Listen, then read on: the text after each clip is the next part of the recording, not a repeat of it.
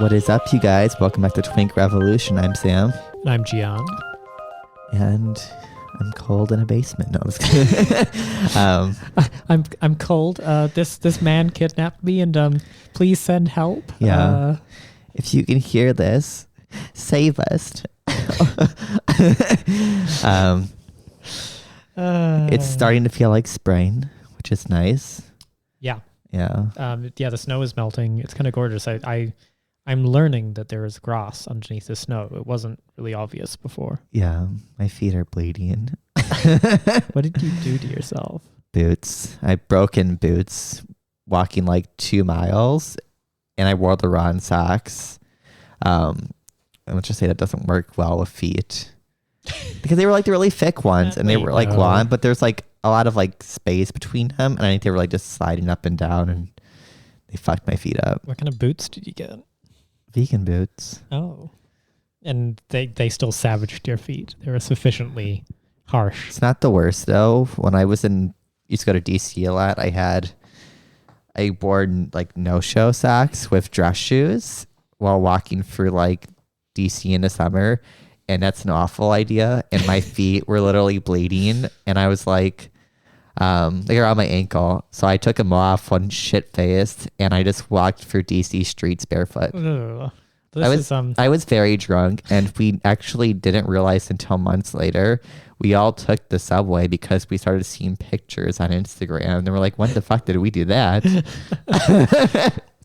Well, so we were all like 19 at the time, so that's also a fun thing. This is excellent content for our foot fetishist listeners too, so that's good. Hope you enjoyed that one. Yeah, some gore content. Welcome to the Foot Hour.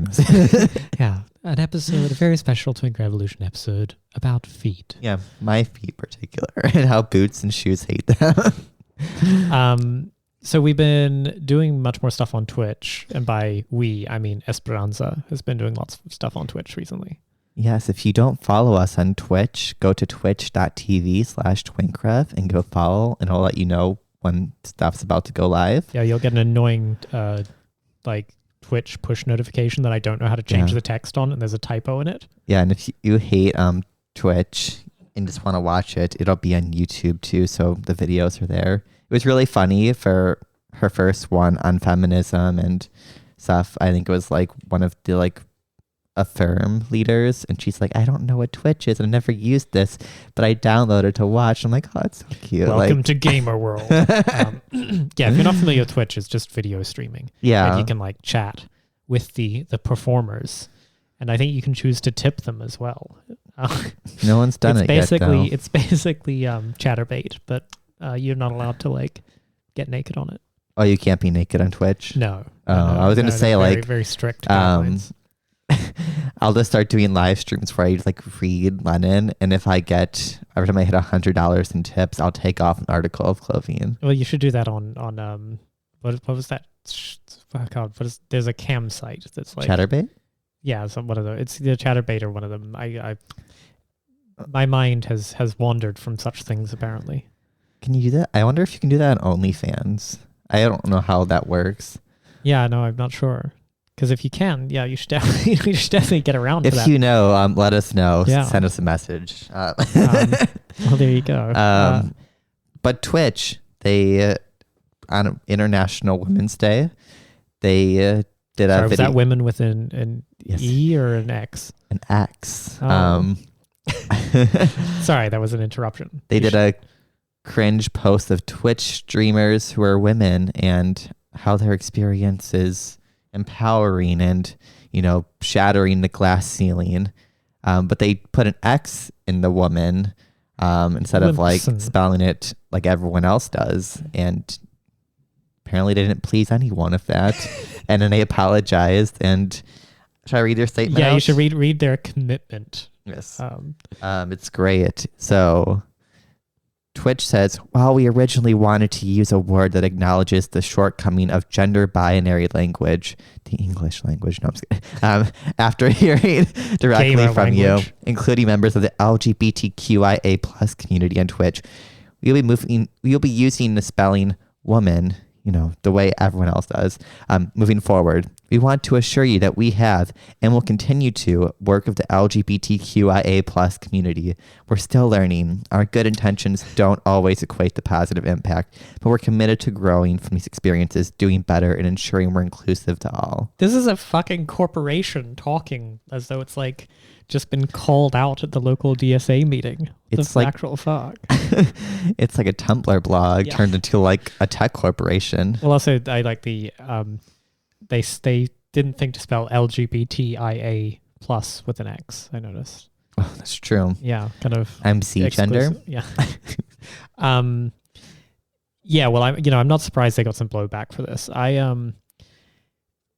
Within like if you simply sort of accept the premise of a modern understanding of gender, right? And then you see how the kind of like the woke lords, particularly like corporate woke overlords, apply this stuff. They'll use phrases like women identifying or women identified. It's like, you mean women? Like, yeah, this is not even this sort of the other brand of thing that like drives conservatives nuts or whatever, of like saying pregnant people or menstruators. Like, this is actually just a completely like, if you just take at face value the idea that like some people are women and identify as such, then terms like women identified or women with an X just really is like putting scare quotes around it, isn't it? It's sort of like, it's doing like the conservative thing but woke. It's like, oh, it was like I think I forgot who it was. It was some like trans YouTuber or something. They were like, if you ever ask me my gender, I will punch you in the fucking face, because like she's like, I didn't spend $100,000 or something to like get this body and face to be like, oh, I don't know what you are, like like well, yeah, there's sort of sarcasm dripping from that, and I think the Wimixon spelling is was to be inclusive of like femme-identified non-binary people or something, but like, you know what? Like, chill out. It's fine. It's International Women's Day. You can just say women. Those who feel that label applies to them can be like, cool, it's my day. And those who don't feel that applies to them, they can be like, oh, that's fine. It's not for me. They're just also like whitewashing the day that was invented for like by working class women to be like treated as commodity. Nice corporate advertising. Well, yeah, it's because like International Women's Day started in, I think it's fantastic. It was either like Germany or the US. It was one of the two. Very similar places. Well, I mean, there's debate over like where. Oh, sorry. I thought you were just kind of guessing, just throwing out country names. No, I was here. like, there's debate over. Okay. It's right. There's multiple origins. The US was the first to actually recognize it, but like there may have been like an earlier one in Germany. Blah blah. Who cares? But it's just kind of funny where like, because gender politics have progressed to the point where everyone can be a boss and everyone can be a yas queen, that like it's easily corruptible in a way that back then it wasn't, because there was a much harsher class distinction, at least in like the industrial like West, you know what I mean? Like it's not going to be the same in like developing nations, but here it's like there's a lot more gender equality than 100 years ago. Right. So to the extent that like many political movements that have been co-opted into sort of just liberal thrashing. Yeah. Gay rights. It becomes a signifier of a certain kind of like bourgeois signaling. It's a way of, to go around stopping strangers on the street and wishing them a happy International Women's Day is to say, look at me, I am a good person, right? And I know which fork to eat my salad with in a fancy restaurant. Like, it's no different. And so I love just how much blowback they got, though. It was very amusing to me. And even ContraPoints was like calling them out, and I'm like you've really got out of line. Which is kind of funny, because I feel like it's like you say one thing but get mad when people follow certain trends, and then it's like, oh, well, don't do that. And it's like, I can see why these corporations who have a very crossover base with a lot of the YouTube sphere and stuff are catering in this way, in the same way YouTube does this. And it's like, well, of course they did it. And now you're mad that they did it because you talk about it endlessly. And it's like, they were just, the market was providing it. And now you're like, well, not that way. And it's like, well, that's what you were asking for. And they gave it to you. And now you're not happy. Right. Live by the woke, die by the woke, I think is the phrase that gets wheeled out in these situations. Also, I'm really disappointed that Twitch, saying they represent everyone's interests, is not catering to the sex workers. So I can't show my naked body on camera for money. What's Twitch? Get on it. Like, well, wait. You know, worse and more direct violence against our persons is, you know, the word twink is censored by default in their chat. Oh yeah, people don't know it's this. A swear. I found the setting to turn it off, to turn off the filter, but it would be TW *** or something. It was hilarious. Somebody tried to say twink revolution in the Twitch chat, and yeah, it gets starred out. It was That's very funny. funny. So much for the tolerant left. Yeah. Well, I think they think it's like a porn term or something as well. Well, it absolutely is. Oh yeah, when you type in twink, because I love we'll get a lot of people who aren't familiar with the gay terminology, and they'll like look it up because they don't know what it is. And I'm like, when you type in twink, you just get porn. Like I'm like every single time. And I've had like Samira Khan just like look at poor Glenn Greenwald's assistant. Glenn Greenwald's assistant. I think Boots Riley probably like he had to have looked it up because he asked like, what's a twink? Like, oh yeah. So if you ask the maybe question, maybe he asked and he didn't Google it. In which case, this is one of these situations where, you know, it's fine to not Google things sometimes. Yeah, smart. So that would be kind of funny. Good times. So the Twitch platform itself is fine. Yeah, I'm kind of like good. I'm a little iffy on it. Honestly, I think I like YouTube better. Really? Yeah, I don't know.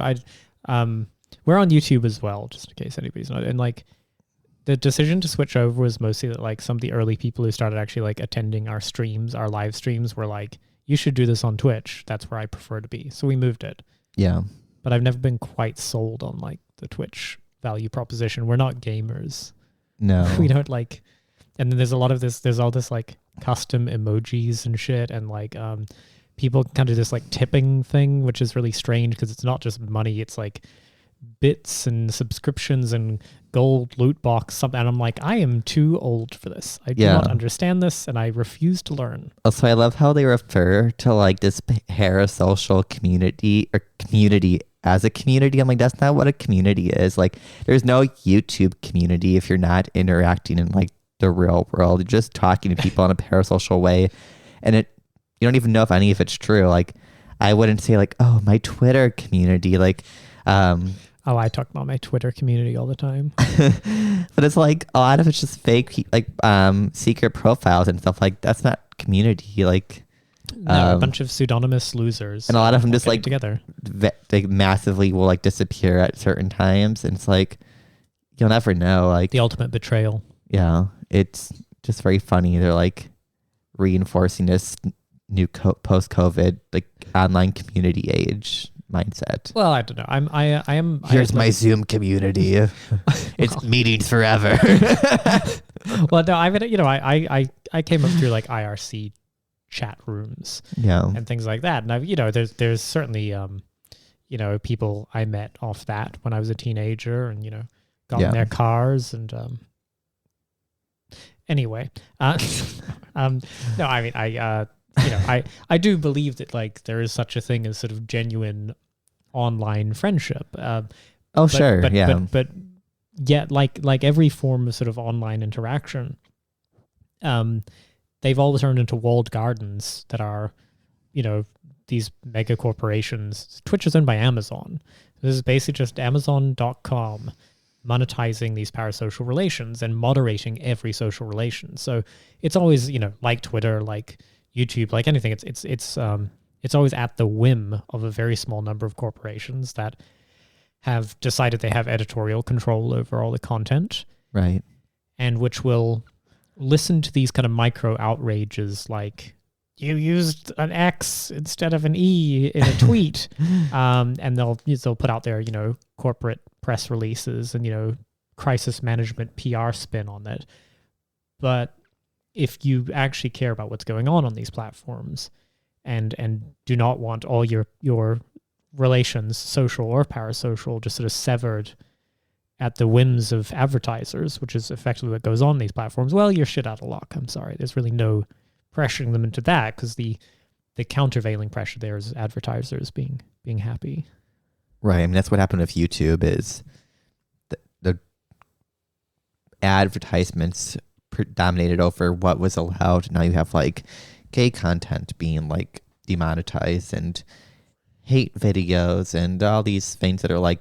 And yet my gay hate videos just keep racking up the bucks. It's amazing. And now YouTube's worse. I feel like it kind of destroys the like creative spontaneity of like early internet age, where like you wouldn't even, if I showed someone today who's like, post like 2010, what YouTube looked like, I don't think they would believe us, because like it's like just dumb videos of like cartoons and like Shane Dawson doing blackface and like you know what I mean? Like they wouldn't believe any of this. A monkey scratching its butt and sniffing it, then falling off a branch. Just all the classics. My favorite one's like the banana that does as a dance, like it's peanut butter jelly time. You remember that video? Yes, I do. Yeah, iconic. Well, and the annoying orange. Really the sort of the amount of content now means that it's sort of impossible to really engage with stuff, and then algorithmic curation turned out to be such a valuable thing for advertising, right? Because it's like they have figured out which videos do I show you to increase your odds of clicking on an ad by 0.001%. Well, they're gonna do that. They're gonna keep cranking that lever over and over again. It's a cocaine rats with the fucking dispenser. Like they will just do that forever, and shit will get worse and worse on these platforms, and they just become uninhabitable. The problem is that the cost to entry for like, it's not like somebody else can go build YouTube, right? Like it's just consumer expectations are too high, and you'll just never be able to do it. So anyway, that's a grim thought. I think it's kind of fun. I mean, in some ways, like seeing the downfall of a media empire is kind of like entertaining. You know what I mean? Like if like Facebook like starts this like further denigrating into like nonsense, I think it's kind of like hilarious, because like, I don't know, people like to see things burn to the ground. I'd rather have Facebook burn than like, other things in society. Well, yeah, I mean, the part of the problem though is that usually I would expect just a count, like a pendulum effect of people being like, wait a minute, this sucks. This content sucks. All this curation that it's doing really sucks. And I'd like to go back to a platform which is more sort of anarchic and chaotic and free. Yeah. In that sense. However, that's so thoroughly maligned by liberals right now, right? Who are still amped up over, Russiagate and Russian bot farms or whatever, that they can't even bring themselves to admit that they hate the walled garden they live in now. There's also the mental block of a perception of legitimacy, where you see older websites maybe don't have the same high-end website appeal like TwinkRev or like YouTube, but like something that's more like, the horrible monocolor of like just text and like links to articles, and everyone's like, this seems sketchy and I don't trust it. But it's like, that's what all the internet looked like back in the day. I remember like the websites, and like I've shared things with Marxist or like historical text, and because they look like that, you get like the neo-libs and stuff being like, seems like a sketchy like fake source, and I'm like, that's actually like, it's like has like actual Marxist text. I'm like, I can show you the real one. Like it's not fake. Like well, also yes, it's a form of shallow information literacy that's been taught to people as well, where they they think like, well, I've learned to not be tricked by Onion articles anymore, because I inspect the source, and I look at the quality of the graphic design of the website. They're still getting, typing their credit card numbers into random, fake DNC campaigns or whatever that are like, just completely non-candidates. They're like, wait, there's somebody trying to primary Ted Cruz? Yes, please take my fucking money. But they think they're terribly sophisticated because they've been taught this form of like validating information not by actually checking whether it's consistent with reality. It's about the authority of the source. Yeah. I remember a very funny story. My lovely mom, when weed was first being legal in the U.S., she was like, oh, I don't know how I feel about it. I just saw this article saying hundreds of people started dying from weed. And I looked at it, I'm like, Mom, this is the Onion. She's not an online person, so she didn't know what the Onion was because they don't open it from like, this is not real. Like, don't believe this. Like, and I was like, this is satire. And she's like, oh, okay. But you'll fall for it all the time, which is kind of funny. We'll go to the next topic I'm talking about. Well, no, this is related. Oh, is it? Okay, We're going to have a segue. Yeah. Speaking of free speech and a video I saw online on a MAGA content platform, statuesque, Trump-loving conservative drag queen Lady MAGA faced off at the CPAC, Conservative Political Action Committee, whatever they're called, conference, whatever it is, in the lobby of some like horrible Maryland hotel, with Nick J. Fuentes, little yelping closet gay white supremacist. Is he a white supremacist or is he like a weird white nationalist thing, right? I don't whatever. I'm parsing. Yeah. He's some character, like incredibly right-wing vile character. Total closet homo. Like, oh yeah. And I don't say that about everybody. I mean, just like watch the video and be like, this is a catty gay boy who thinks he's hot stuff in a gay bar facing off against a drag queen.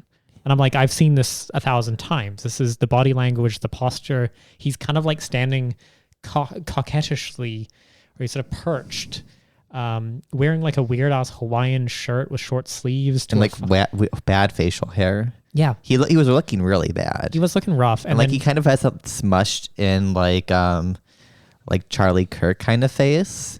But like he was looking especially rough in this. And I'm like you're kind of just giving us too much to like be like, oh, he's not even trying anymore. Well, and he has a semicircle of sort of just like dudes in cargo shorts around him, sort of as a peanut gallery.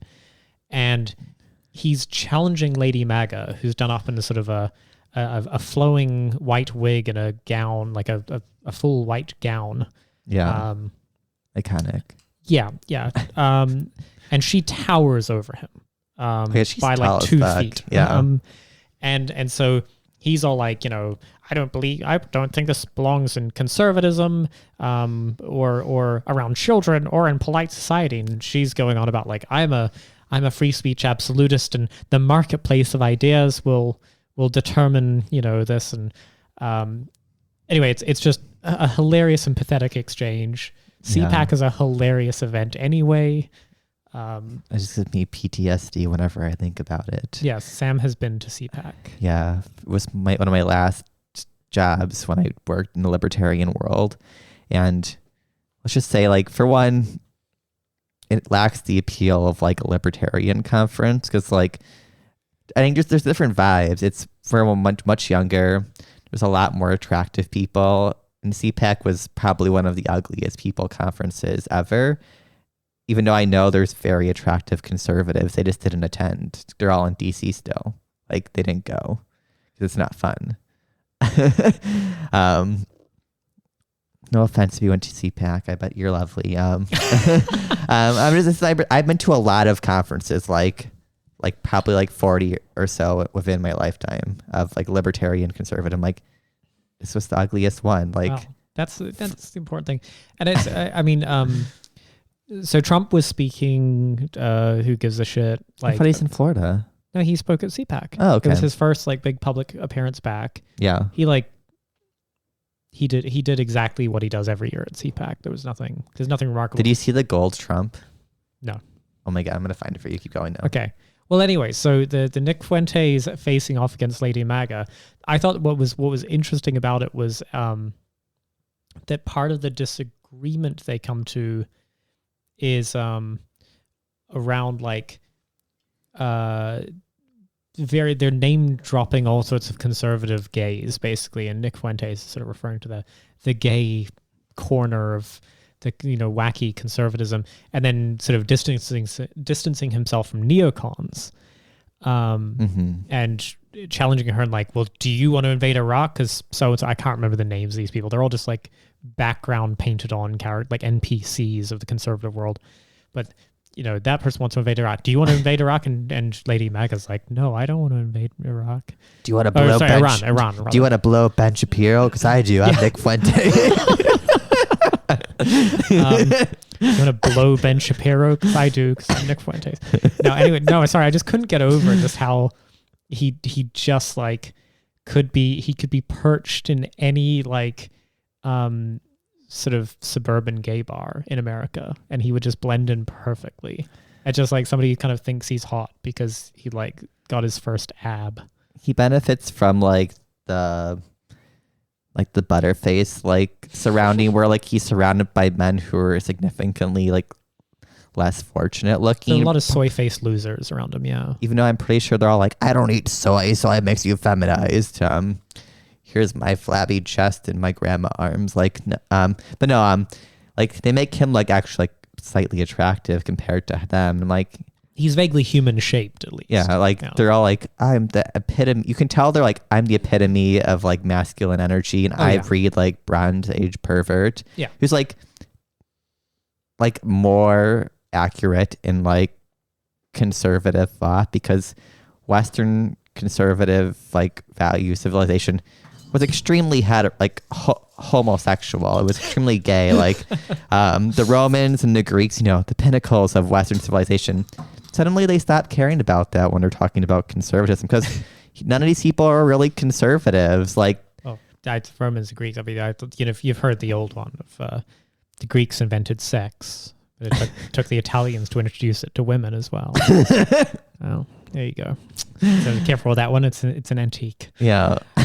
Oh, here's the golden Trump. Oh, it's amazing. Oh, that's beautiful. It's a solid gold, or it's like a gold. It's like gold plated. Plated. That's what I meant. Not solid gold. Yeah. It's why are the proportions so strange? Why is he wearing shorts? It's winter. Just to describe for people, I mean, it looks like the one of those waving Hello Kitty, or like the Good Luck cat like waving statues. Chinese restaurant. Yeah, it looks like one of those. But it's Trump's face, and it's very, very squat. Like it's very wide. Yeah. And then yes, he's wearing American flag shorts, I think. Yeah. And it's gold, and it makes no sense. Right. Also, we all know Nick Fuentes is the closeted homosexual, because if you've seen the Catboy and him video where they just like hang out, it's like there's definitely like sexual tension there. Yeah, and I had to have this explained to me. Catboy is like this far right twink, like far white, like white nationalist twink who dresses up like a catboy. Yeah, so like even then, like maid outfits and cat ears and shit. Still more accurate for conservative value. Yes, and and then so Catboy has his own minor YouTube celebrity of him like deep throating dildos and stuff, but is I think supposedly not gay or something. I don't know. I thought he was gay. It could be. I don't know. But anyway, him and Nick Fuentes just have a platonic intellectual relationship, clearly. Yeah. It's like Nick Fuentes also has very theater gay energy, because he is. He's a theater gay. He does his like silly like blue screened talk show where he like cracks jokes about like, the neocons and the libs, and for one, bitch, get off our turf. That is our shtick. Stop. Right. Do not come for our turf. But also, yeah, it's just like it's all like theater gay theatrics, and it's awful. Also, no one, like, I feel like it's very dated.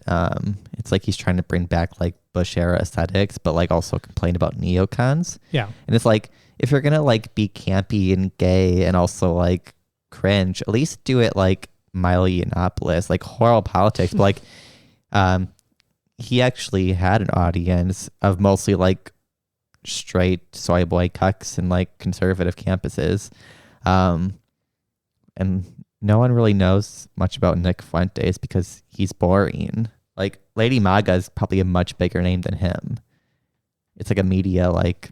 Is she? I don't know. I like these are all like just background characters to me. She's iconic. I fear if I was trapped near them, they would offer me a side quest or something. I don't know what they're for.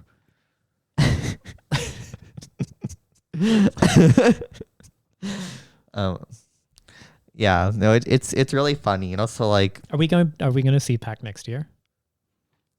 Go with a media license. Sure, or as members of the public. I mean, for one, the idea would have been horrifying. Not on political grounds, just on like, I am a total nicotine addict and a drunk, and so the idea of being trapped in a sort of like those seminar rooms is hideous to me. And so like, but when the era of COVID is over, I will just want to be around lots and lots of people, like lots of strangers. That'd just be fun. It's so boring. No, I know. That's the problem. And I just realized, so, okay, so has anybody done it yet where they've taken the Nick Fuentes Lady MAGA like video and just dubbed over the audio of hi, Joshua Jackson, he, him, Sacramento DSA. I'm one of the comrades who has trouble focusing. So if you keep the chatter to a minimum, thank you. And then Lady MAGA responding, please don't use gendered language to refer to people. I think that would be amazing. Really so, all right, somebody get on that who has video editing skills, because I feel like it literally is like they are the same characters, just from the Funhouse Mirror universe of that is like conservative political conferences versus like DSA conferences. I remember when I went to CPAC, because it was so boring, and like I was still working, but like, you know, there's a lot of downtime. I would just walk around to booths that I knew I would never agree with and pretended to be a person that actually cared about this stuff and talk to them. And then I remember I brought back a bunch of like stickers and shit for like UNL people in SF who would get a kick out of it. I went to this like conservative values table about like the gays and trans people being bad and we can cure them. And I had like a 30-minute conversation with the girl, never mentioning I'm gay. It was just very funny. Well, I'm sure you weren't the only one wandering around there not mentioning you were gay. Yeah. Well, actually, one of the TPUSA guys was flirting with me when I was there. I'm shocked. Yeah, he wasn't very cute. Oh, gross. Yeah. Speaking of the denigration of society, let's talk about the gay triad. So there's this gay throuple in California, and they just won the right to be all included on their baby's birth certificate. You ready to alienate some listeners? Oh, I love it. Yeah. I love alienating people. Yeah.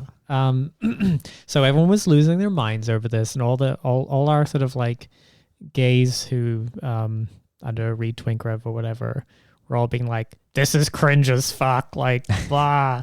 I think it's lovely. I think it's very nice. Honestly, I don't see a problem. I don't think it sets any dangerous precedent. I think it's fine. Yeah, there was a lot of like silly arguments. So I mean, for starters, it's important to point out that the baby was born via, I think, commercial surrogacy, which is bad. I mean, we've had an episode on it. Go check it out.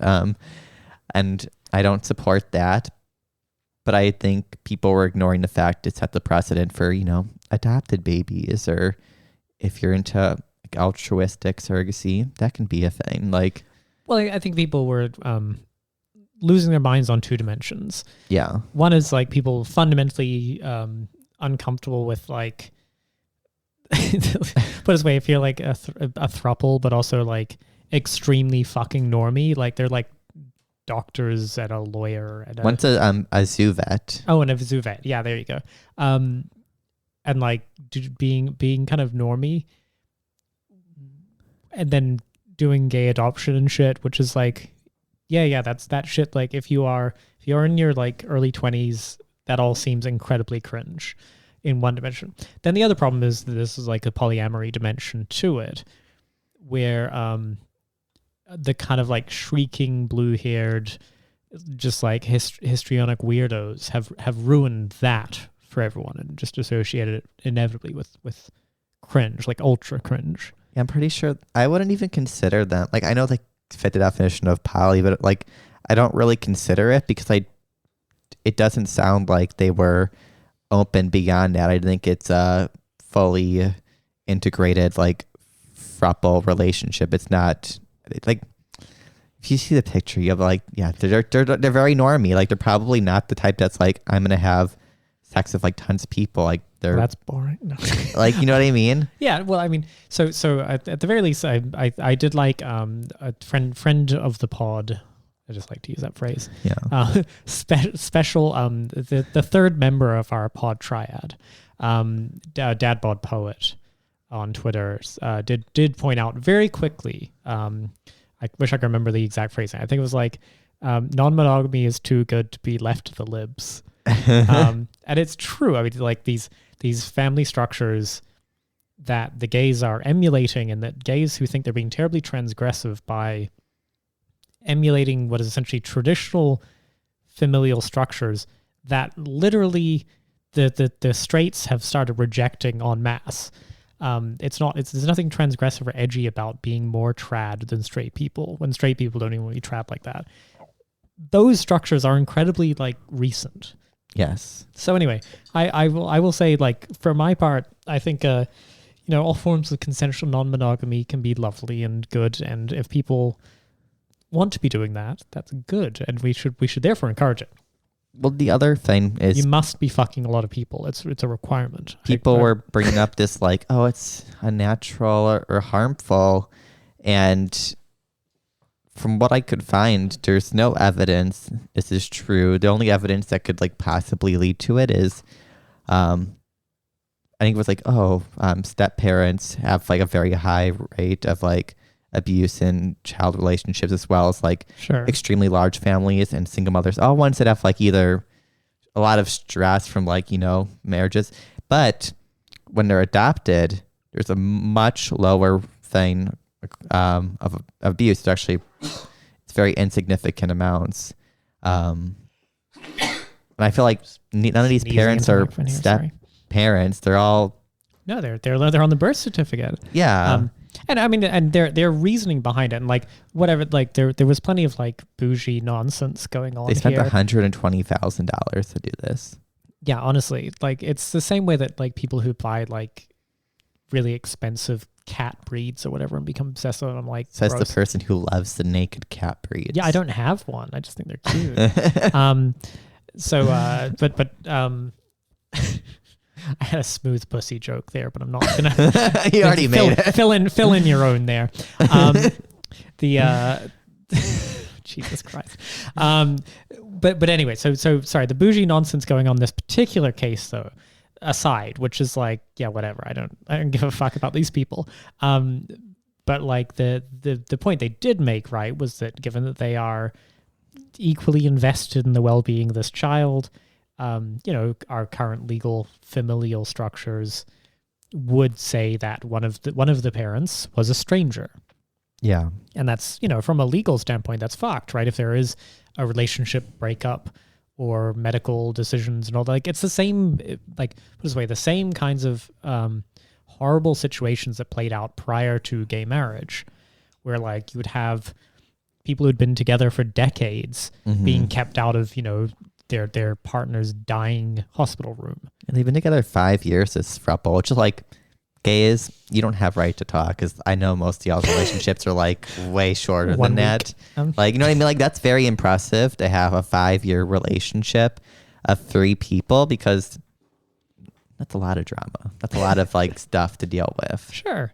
And yeah, well, yet again, like, I think you made the excellent point as well that like, many children grow up with many sets of, parents, grandparents, through like divorce and blended families and all these things. It's just like a pretty typical experience. Yeah, and some parents do gain legal custody. So it's like, why is it different versus like the birth certificate? Like, you know what I mean? Like, it's just very like nothing bad happened here. Nothing. This is fine. This child has a loving family. This child's in a family of like 3 breadwinners, like of Suvet and 2 medical professionals. Like, the kid's gonna have like a secure thing. And like Philip J. Mooney was like, there's 2 is not enough. We need more. And it's like I think people forget that actually gives all of them more freedom, because raising a child, especially in this world where you're not always near family, you're like a large community, puts a lot of pressure on you, especially like in COVID times, like daycares and stuff aren't working. No, like, our parent listeners, we love you, and we salute you for your sacrifice. Yeah. So I was saying to Philip as well. I was like, well, sure, we could get you a kid with just the one dad model, but if you're already paying for the rust proofing and the extended warranty, you might as well go for the 3 dad option. It's gonna pay dividends down the line.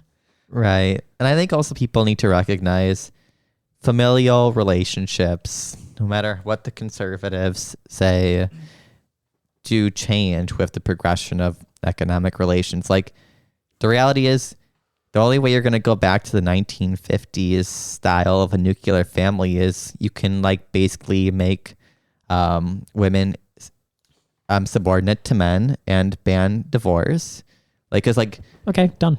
Because like that's the thing. Like, a lot of once you legalize, a lot of people split because they aren't bad relationships, and that does have an effect on children. But it's like, if the only way to prevent this keep happening is you kind of need to have a little more openness, and that's whether people having like there's this things like swinging and stuff have shot up in the country. Things like multi-parent household, CPAC, multiple parent households has become more common.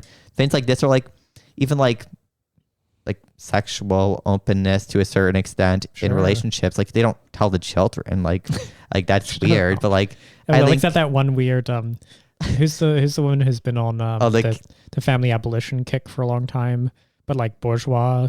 Sorry, kinky mothering. And like, ew, that's weird. Ew, but like, don't do that. This is the thing too. Like, they dominate the discourse. Like, there's a lot of normal people. Like in SF, I met a lot of people who were in those kind of throuple things, and they're not like openly advertising it all the time, and they're fine. Like, they've been together for longer than most people I know in regular like relationships. Yeah, I mean, and I guess if we regard that like in a sort of the social pressures on people and on social relations are total financial annihilation for most people most of the time, right? I mean, there is no hope of financial security in this country, and social alienation. If you regard in the Marxist sense or in the Engels sense that like our familial relations are a consequence of our relations to production, then you would have to say that we the family structures we had when one person could basically sustain an entire family, including a non-working wife. Yeah. That maybe our familial structures will keep evolving. Yeah. And trying to hold back the tide on that is a very different question from asking like, gee, which of these should we incentivize? Because to be clear, the state and our legal structures have always provided incentives around what kinds of familial structures it regards to be healthy or productive or good.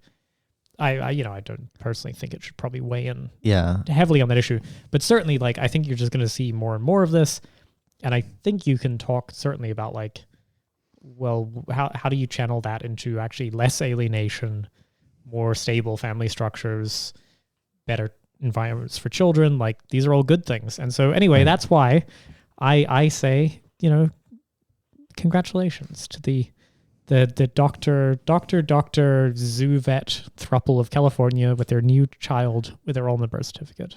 I'm happy for them. Also, I've been reading a lot about like the anthropology of like human relationships and basically how people kept a cohesive nature in these small tribal communities, and there wasn't really the nuclear family style or pure monogamy. No. So like you never knew who's the baby daddy of like your child.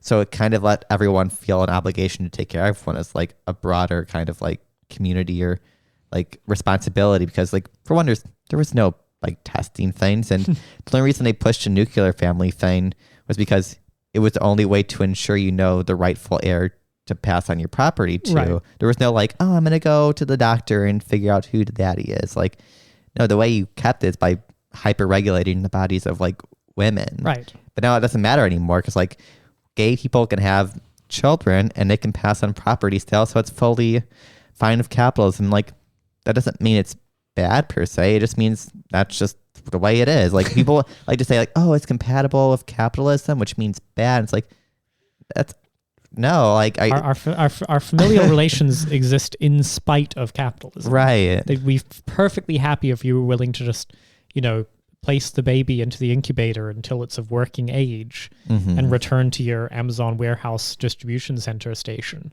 Like that would be fine too. Capitalism doesn't give a fuck about your familial structures. Our familial structures, though, are part of the superstructure. I mean, there's a reason why when we were a very like agrarian society and had to like have a huge amount of a sort of very elastic labor force right at harvest time, because we had to get all the fucking potatoes out of the ground or whatever in like 2 weeks. Well, that's why you might have like 50 fucking children. Right. Because it turns out that's the perfect workforce.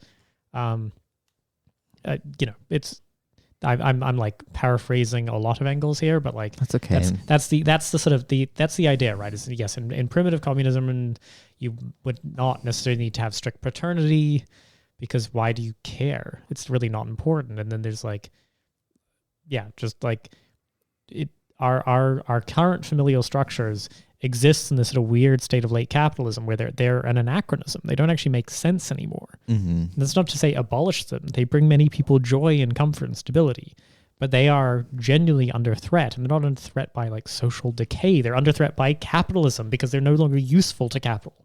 Well, also you can tell like most people are like never read anything like about like capitalism was still a progressive action for such a long time for humanity. And it's like it's not inherently like everything's progressive. Like life is better now than it was in feudal society. Like, does that mean like we should just, you know what I mean? Like we should be pushing forward and advancing the issues that we have versus like, just like everything here is bad. We need to like get rid of it and start over, which is just like dumb. Well, like, I certainly don't. I don't think our young gay lefties should be taking up the cause of a kind of moral social disapproval of polyamory per se either, because I just feel like it's one of these issues that like doesn't fucking matter. It doesn't matter. Yeah. There is no consequence societally. The child's gonna be too loved and it's gonna turn gay. Oh no. Well, yeah, I mean it's the same arguments are leveled against gay parenting in general. Right. And even taking children out of the question. I mean, it's just like, I don't know, like half of you have fucked your roommates once or whatever. Like, are you contributing to the decay of society? Well, yes, but not for that reason. Okay. And then we're going to China. This is a big fun one, Are we getting anal swab tested for COVID? Is that what's going on? I sure hope so. Like, this is the funny thing. It's not a topic we were going to talk about, but I think it's become relevant today. Is everyone's like, this is horrible. And it seems like it was because of the Japanese representatives saying it was like traumatizing, which is like full of shit. Straight men just don't like their butts touched. These Japanese men are full of shit. Like, they're just saying people who are like gonna like jack off the tentacle porn at the very second night. Like that's not traumatizing to you. Not like a swab. A swab in my butt. But no, this is the same people who are like, I do not wash my own asshole because that's gay. Do people actually do that though? I don't know. I don't know if it's a real thing, but like supposedly. Yeah. It's a like straight guy like pathology thing, like deep pathology.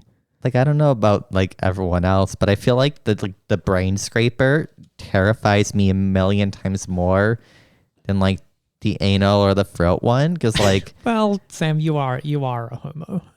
well, that's how they test for STIs. Yes, which a lot of straight people don't ever do. They're like, my penis has been leaking green goo for 7 years, and I will not go to a doctor. But it's not that bad.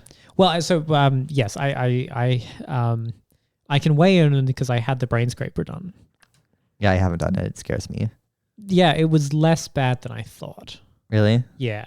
Yeah, it's a much thinner probe than I was expecting. And it's like, you know when you sort of need to sneeze and you can't quite sneeze, that like kind of tickly feeling? It's unpleasant. Like, but it's not, it doesn't hurt. There's no pain. It's a tickly uncomfortable feeling, and it lasts like 10 seconds. So it was fine. I didn't hate the brain scraper. But also, I'm coming out on this podcast as somebody who is happy to wash their own butt in the shower. Right. So like maybe that's, maybe I'm just weird. Also, the CDC did anal swab tests early on because they didn't know which tests were the best. People. Like they're doing blood, and like blood's more traumatizing, like getting a fucking needle in your arm. Yeah, you hate needles. Right? I hate needles. Terrifying. But it's part of this like 911 alert, media alert shit that's been posting about these Chinese things, and no context at all. No sourcing, yeah. So the one yesterday was stating a Chinese court ruled that homosexuality can be classified as a mental illness. True. And it is. And I was like, well, that seems weird. Because like I know in 2001, the Chinese psychiatry or psychology board delisted homosexuality as a mental illness. So they have not changed that. It is not law. Everyone thinks it's like China passed a magical law that says you're all a bunch of mentally insane people, which like is true, but like it's not the law. Yet again, not because of the homosexuality. Yeah. But what it was really about was about a book. Oh. So this Hong Kong student who's going for social work in like mainland China, near Hong Kong, and basically the psychiatry book stated that homosexuality is a mental illness, and she sued the book company and a distributor, saying this is wrong and false information. You should change it and then apologize. And the court said, this is a difference in personal opinion. It's not a factual like statement. So they didn't buy that it was like factually incorrect. They decided this is a different opinion. And so they were upholding essentially a form of academic freedom. Yeah. That somebody, they were not saying we, the Chinese state, regard homosexuality as a mental illness. They were saying somebody is free to publish a book that says homosexuality is mental illness. Well, I mean, aside from the fact that they're correct to publish that book, isn't this what like American like libs who are trying to start a new Cold War with China are always bitching about? Is like the censorship, the sense that there's too much censorship, and they just don't respect difference of opinion and freedom. Right. So shouldn't we all be celebrating this? Doesn't this mean China has arrived as a liberal world power in its willingness to put up with like crackpots? Yeah, I mean, I don't support what the book says. I think it's wrong, but I don't think. Shut up, Gian. But I think people overblew it as like this broad, sweeping policy when that's not what it was about. It was about a book. Right. Which like also shows like that it's not a centralized industry anymore. You know what I mean? Like it was a corporation. It's not a state publisher. Yeah. Which I think also blows people's minds. They don't want to think about that. It's like, yes, China is either not communist enough or it's totalitarian, authoritarian dictatorship. Right. So anyway, so a private publisher published something by somebody who said something that a student didn't like. Student sued, and the courts told them through, I believe, 2 appeals, basically to fuck off, or just that we don't care, or this is not like we're not going to stop this person publishing this book because it's a goddamn book. Yeah. And they're expressing an opinion. Wow. See, the thing is, this happens every day in America. Yes. And it doesn't make the news. Isn't it interesting how this was widely reported as, part of China's horrendous authoritarian and totalitarian Stalinist dictatorship, evil 1984 regime. Right. It's like so I've done a lot of reading on this stuff for the Gaylog episode, which I always say I'm gonna get out soon. Where is that, Sam? Is that done yet? I'm lazy. It's partially done. But an often thing is like, oh, well, they censor gay content, like sexual content. But the reality is they don't show almost any sexual content in there because they don't show violent and sexual content in Chinese media. It's not allowed. So it's not like specific. And they're missing out. And it's like, I think people want to attribute it to this weird like Christian fundamentalist idea of like homosexuality treatment when it's more like about familial obligation inherited from like feudal society. And we're kind of seeing that playing out as people gain more independence from like strict like multi-generational family structures. Yeah, well, I mean, what they need to do, right, is they need to go out and bag themselves a doctor and a zoo vet, have a baby, have all 3 of them listed on the birth certificate, and then you can like go, do whatever the fuck you want. It's fine. That actually used to be a kind of a thing in China. It was like the Ming Dynasty, before like Westernization influence, and there was a horrible, large prostitution industry of men and women, which is bad.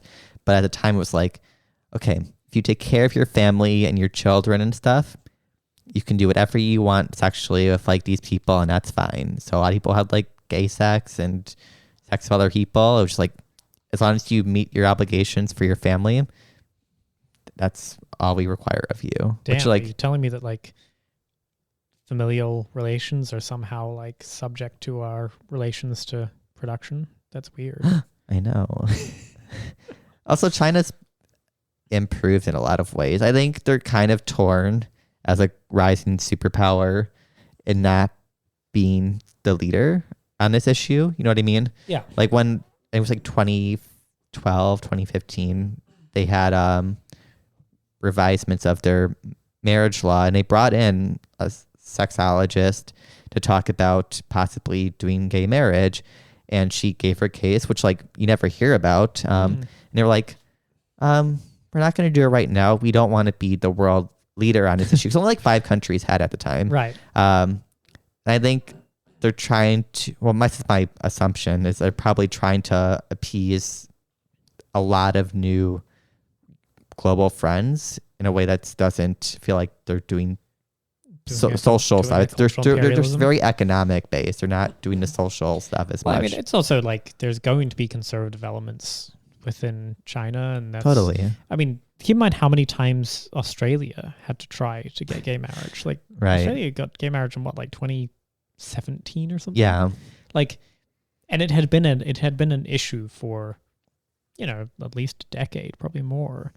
And, it's sort of how political processes work in both bourgeois democracies and state capitalist authoritarian. Sorry, I can't even keep that up. I always forget which set of adjectives I'm meant to use to refer to China to keep everyone happy. Bad. No, bad China. China bad. There's no nuance in the conversation either. And that's just what's most irritating for most people is like they don't want to do a nuanced analysis of like China on anything. No. And the leftists too, that do this as well. And I'm like, absolutely. Like people were trying to pretend all of these are just lies. And I'm like, well, what if they're not? Who cares? Like, let's actually like look into the details and reveal the truth, because in many cases there is elements of truth, but not in the way people thing. Like, remember when they were telling everyone like they were forcing like weaker women to marry Han men? It's like that's what the law said. Like, it's like no one wants to look into it. It's like bourgeois media lie, and it's like, well, that doesn't change anyone's mind. You're doing like liberalism.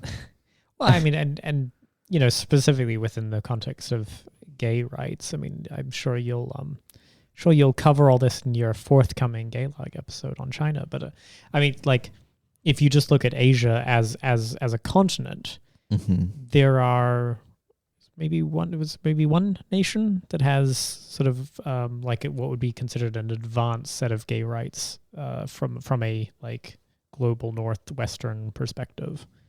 Is that Taiwan has gay marriage now? I think, right? I heard China. Yeah, and Taiwan has. I mean the Taiwan province of China. Taiwan has gay marriage. They don't allow adoption.